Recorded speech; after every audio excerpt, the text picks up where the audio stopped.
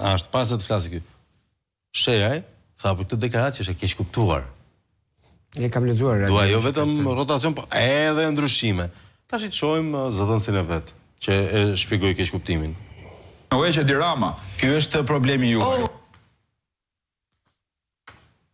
Ta dëgjojmë, të lutem. Edhe një nga e parë këtë dytën. Kemi korrekt. Emergjenca kombëtare tani është me Hoxha Edi Rama. Ky është problemi juaj. Është i juaj, Je këtyre. Unë shpresoj shumë që... Shumë të djathtë këta. Po nga njës, edhe mundet të vlej kjo, po për te kësa historie, ne duhet jemi të krejtë të qartë në këtë rast që bëhet fjalë për të ndryshuar qeverisjen. Qeverisjen e ndryshon vetëm Partia Demokratike. Asnjë nga këto partitë e vogla, as do të prodhojnë mandat, por edhe në prodhofshin, maksimumi që do bëjnë është do kushtëzojnë për të mos arritur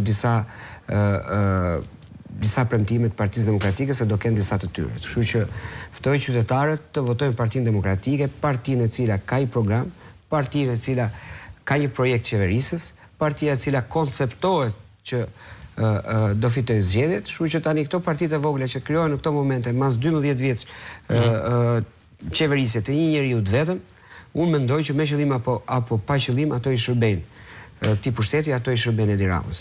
Një mesazh që më ngacmoi në fakt për pyetjen e radhës, më thotë jam një pensionist të marr 120.000 lekë, si mundet të diskutohet se kë do votoj?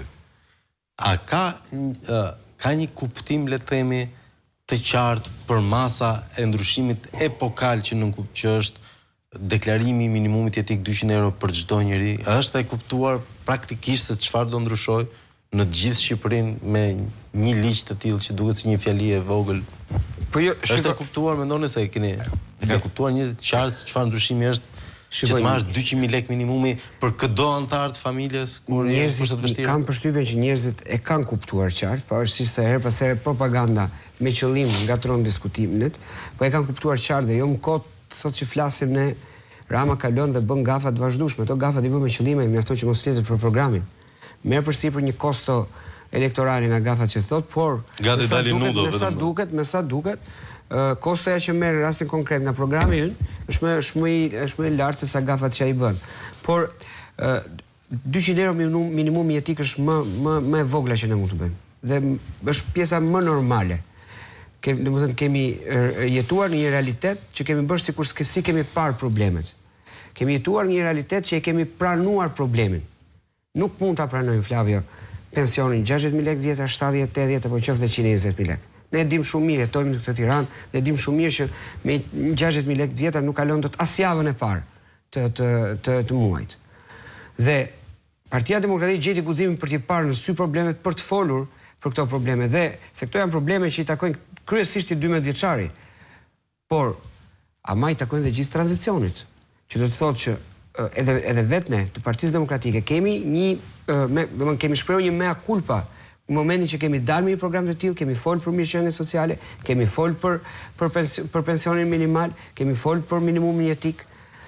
Dhe në këtë aspekt ky program është super i kuptueshëm nga të gjithë qytetarët. Je vetëm lojë që luhet në propaganda është që është i parealizueshëm. Dhe ndërkohë ja fusin kot, sepse e kemi treguar që është plotësisht i realizueshëm.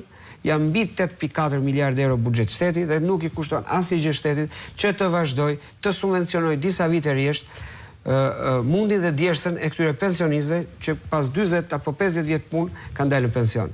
Dhe derisa të shkojë ekonomia dhe skema e sigurimeve shoqërore që të jetë me vetë financim, buxheti i shtetit dhe shoqëria e ka detyrim që këta njerëz të cilët kanë kontribuar për këtë Shqipëri të marrin një pension dinjitos. Ne s'po flasim për një pension që të bëjë një jetë luksi, po flasim për pension normal. Një pension që t'jap pak dinjitet, që mos ngre telefonin që në datë 15, që në 15 të muajit dhe të marrë fëmijët për të kërkuar para borxh. Dy pyetjet e fundit me bashkinë, si do ja bëni? A do shkoj